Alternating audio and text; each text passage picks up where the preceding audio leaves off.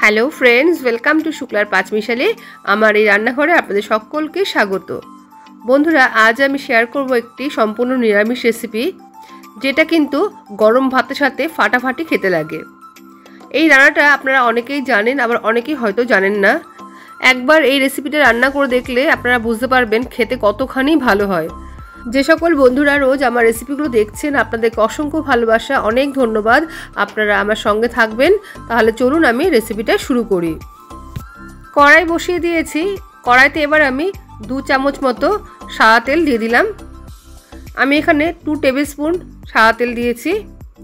তেল গরম হয়ে দিয়ে দিলাম 1/4 টিস্পুন মতো কালো জিরে, আর দিয়ে দিলাম 1/4 টিস্পুন মতো হিং। কয়েক সেকেন্ড পর আমি এর মধ্যে দিয়ে দেব লম্বা লম্বা করে কেটে রাখা আলু। আমি এখানে 2টো মিডিয়াম সাইজের আলু পাতলা পাতলা লম্বা লম্বা করে কেটে নিয়েছি। আলুগুলো দিয়ে আমি প্রথমে 2 থেকে 3 মিনিট একটুখানি নাড়াচাড়া করে নেব। গ্যাসের ফ্লেমটা এই সময় আমি লো টু মিডিয়ামে রেখে দিয়েছি।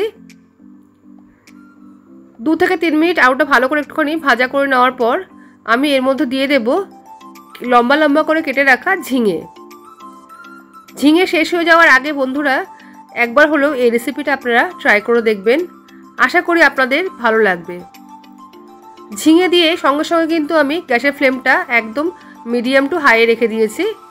এবার ঝিঙে দিয়ে আমি আরও 2 থেকে 3 মিনিট একটুখানি নাড়াচাড়া করে নেব। এই সময় গ্যাসের ফ্লেম মিডিয়াম টু হাইয়ে রাখতে হবে, নালে কিন্তু ঝিঙে থেকে জল ছাড়তে শুরু করে দেবে।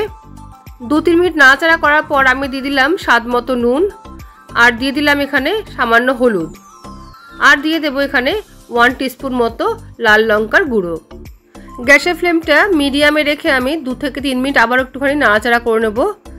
এইভাবে নাড়াচাড়া করে মশলার সাথে ঝিঙে আর আলু ভালো করে কিন্তু মিশিয়ে নেব। এদিকে আমি 1 মুঠো মতো মটর ডাল 3 ঘন্টা মতো জলের মধ্যে ভিজিয়ে রেখেছিলাম। 2 থেকে 3 বার ধুয়ে আমি জলের মধ্যে ভিজিয়ে রেখেছিলাম। এবার জল ঝরিয়ে এই ডালগুলোকে আমি একটা মিক্সির মধ্যে নিয়ে নিচ্ছি, আর দিয়ে দিচ্ছি আমি এখানে 2টো কাঁচা লঙ্কা, আর দিয়ে দেব সামান্য একটুখানি জল। জলের পরিমাণটা যেন বেশি না হয়। এবার একটা ভালো মিহি পেস্ট বানিয়ে নেব। দেখুন, এদিকে নাড়াচাড়া করতে করতে কিন্তু ঝিঙে আর আলু কিন্তু অনেকটাই নরম হয়ে গেছে। এবার আমি যে মটর ডালের পেস্টটা বানিয়েছি সেটা কিন্তু এখানে দিয়ে দেব। মটর ডালের পেস্টটা দিয়ে আমি আবারও 2 মিনিট মতো খুব ভালো করে এই ঝিঙে আলুর সাথে মিশিয়ে নেব। মটর ডালে কিন্তু সুন্দর একটা গন্ধ থাকে। রান্না করার সময় কিন্তু এই গন্ধটা এত ভালো লাগছিল, আর যখন রান্নাটা হয়ে যাবে খাওয়ার সময় কিন্তু আরও দুর্দান্ত লাগবে। 2 মিনিট মতো ভালো করে নাড়াচাড়া করে নেওয়ার পর এবার আমি এর মধ্যে দিয়ে দেব মিক্সিং জারটা ধুয়ে একটুখানি জল। বন্ধুরা, এই রান্নাটা কিন্তু একদম ঝোল হবে না, একটু মাখা মাখা হবে, আর খেতেও কিন্তু সেই জন্য খুব ভালো লাগবে। মিক্সিং জারটা ধুয়ে একটুখানি জল দিলাম। জল দিয়ে আবারও কিন্তু আমি কয়েক সেকেন্ড একটু নাড়াচাড়া করে নিলাম। কয়েক সেকেন্ড নাড়াচাড়া করে নেওয়ার পর আমি এর মধ্যে দিয়ে দেব পরিমাণ মতো জল।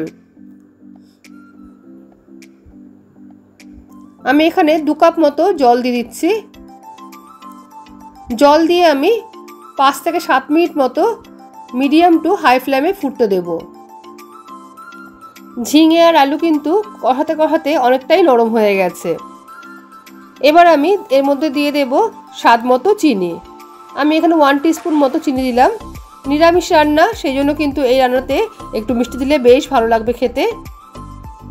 চিনি দিয়ে একটু নাড়াচাড়া করে আমি গ্যাসের ফ্লেমটা মিডিয়াম টু হাই রেখে 5 থেকে 7 মিনিটের জন্য রান্নাটা হতে দিয়েছিলাম, আর মাঝে কিন্তু আমি 2 থেকে 3 বার নাড়াচাড়া করে দিয়েছি। 5-7 মিনিট পর আমি ঢাকাটা খুলে দিয়েছি। দেখুন, রান্নাটা কিন্তু আমার হয়ে গেছে, আর ঝোলটা কিন্তু বেশ সুন্দর ঘন হয়েছে। এর থেকে বেশি আর ঘন করব না।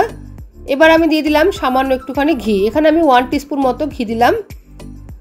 ঘি দিয়ে একটু নাড়াচাড়া করে এবার আমি গ্যাস বন্ধ করে দেব। রান্নাটা কিন্তু আমার হয়ে গেছে। মটর ডাল দিয়ে ঝিঙের এই নিরামিষ রেসিপি কিন্তু আমার একদম তৈরি হয়ে গেছে।